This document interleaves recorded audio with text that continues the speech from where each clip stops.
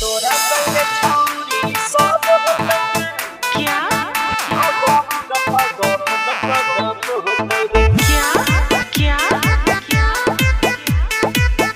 क्या गप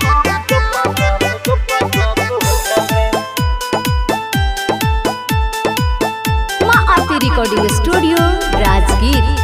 नाचे खातिर आईनी त नाच के देखाओगे, राजा की थिएटर में है कमर हिलाओगे।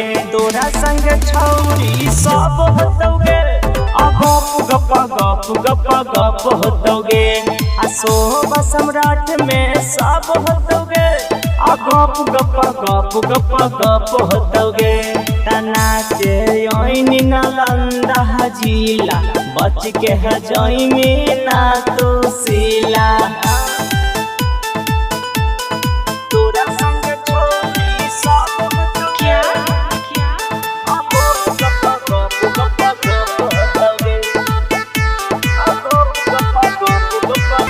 होतौगे।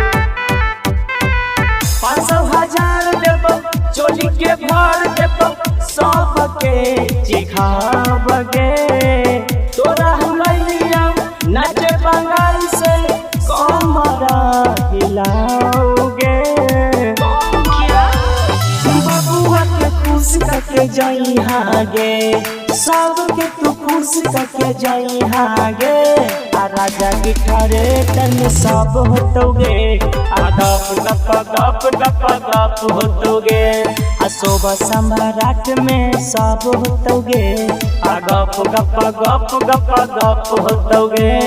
शोभा सम्राट में सब होतौगे। क्या क्या क्या तोरा संग छौरी सब होतौगे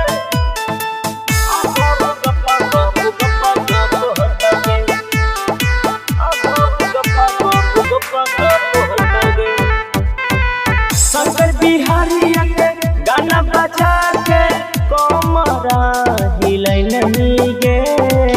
पर तुम संगे राजुआ के संगवा सुतै नहीं गे।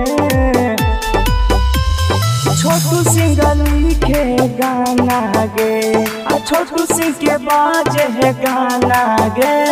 राजगीर बजरिया में सब होतौगे गप होतौगे। राजगीर बजरिया में सब होतौगे गप होतौगे गप होतौगे।